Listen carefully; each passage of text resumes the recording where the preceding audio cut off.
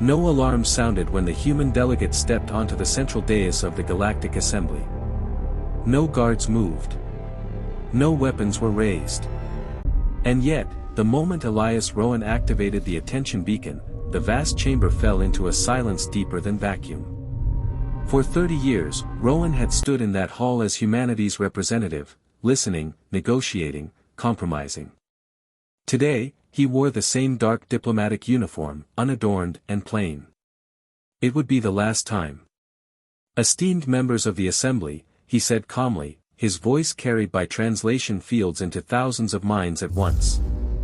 I speak on behalf of the Terran Coalition and all human worlds. Several delegates shifted, already bored. Humans were predictable. Cooperative. Useful. Effective immediately, Rowan continued, humanity withdraws from all Assembly institutions. All treaties, shared systems, and cooperative frameworks are hereby dissolved. The words echoed unnaturally long. Faces turned. Crests flared. Sensory frills stiffened. The silence fractured into murmurs of disbelief. Rowan placed a single data slate on the podium, formal notice, properly filed, impeccably legal. We thank the Assembly for the opportunity to collaborate these past decades, he added. We wish you stability and prosperity.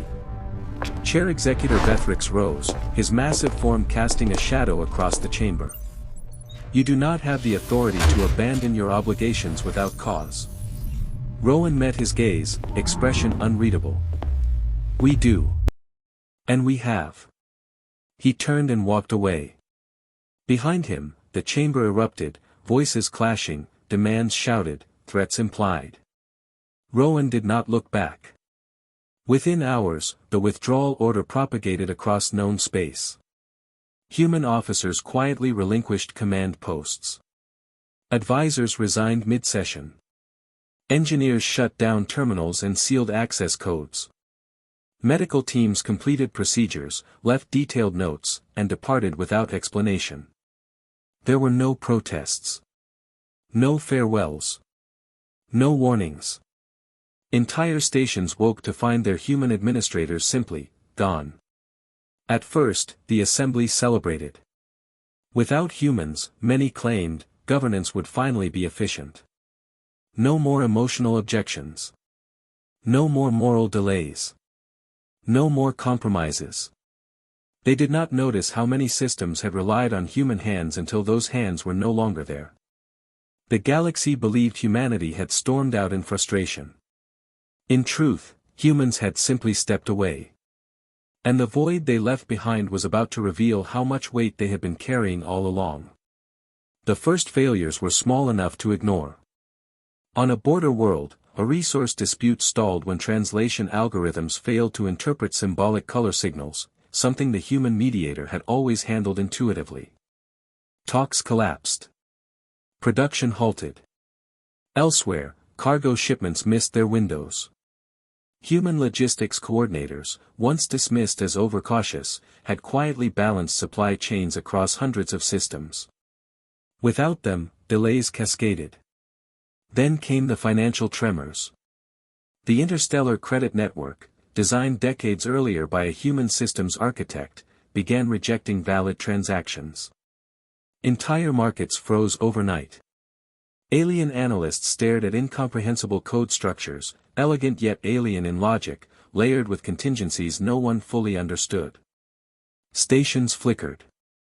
Communications lagged. On Meridian Hub, atmospheric stabilizers shut down one sector at a time. Maintenance crews followed the manuals left behind, frustrated by annotations like, "Listen for harmonic drift." They dismissed it as metaphor. It wasn't. The machines failed catastrophically. Across the outer sectors, piracy surged. Human strategic advisors had taught flexible response doctrines, adaptation over formation. Without them, fleets reverted to rigid patterns. Predictable ones. Convoys burned. Colonies went dark. Governors appealed to the Assembly. Committees formed. Votes were held. Statements were issued. Nothing worked. Within months, the interconnected systems that had once made the galaxy function smoothly were unraveling. The realization spread slowly, painfully. Humans hadn't just participated. They had connected everything. They were the translators who understood emotion as well as language. The engineers who felt machines rather than calculated them. The planners who accounted for failure before it happened. And now they were gone. A year after the withdrawal, the assembly convened in emergency session. Attendance was sparse. Confidence non-existent. The unthinkable was finally spoken aloud. They would have to find the humans. Not to punish them. To ask them to return. The search found nothing. Human colonies were absent from charts. Signal beacons silent. No debris. No traces. It was as if an entire species had slipped between moments. Then the reports began. Frontier stations claimed encounters with sleek vessels that moved without hyperspace wakes. Ships that offered assistance, repairing reactors, stabilizing ecosystems, then vanished without claiming territory or tribute. They spoke of a new entity beyond mapped space. The Human Accord. Dr. Mara Ellison, a xenologist respected across the assembly, volunteered to make contact. After months of searching, her vessel was intercepted at the edge of an uncharted nebula. Dr. Ellison, a calm voice said, flawlessly translated. "You are cleared to approach." What she found defied expectation. The station, Haven, was not constructed, but grown. Its architecture flowed like living stone. Gravity felt natural. Power systems drew energy directly from quantum vacuum fluctuations. And walking its halls were dozens of species, some once ignored, others actively marginalized by the assembly. "They're not subjects," explained Commander Jalen Rios. "They're partners." There was no currency. No hierarchy of power. Contribution was voluntary. Resources were abundant. Disputes were resolved through dialogue. Defense fleets existed, but they disabled threats instead of erasing them. Ellison met the Accord's leader, Asha Verne, once a minor human delegate. "The galaxy is collapsing," Ellison pleaded. "They need you." Verne's smile was gentle, but firm. "We gave them everything required to succeed. They chose control over understanding. Humanity had not withdrawn to isolate. They had withdrawn to evolve." 2 years after Elias Rowan's quiet resignation, the Galactic Assembly ceased to function. Member states fractured. Alliances dissolved. Systems once bound together by human coordination drifted apart. And beyond their borders, the Human Accord flourished.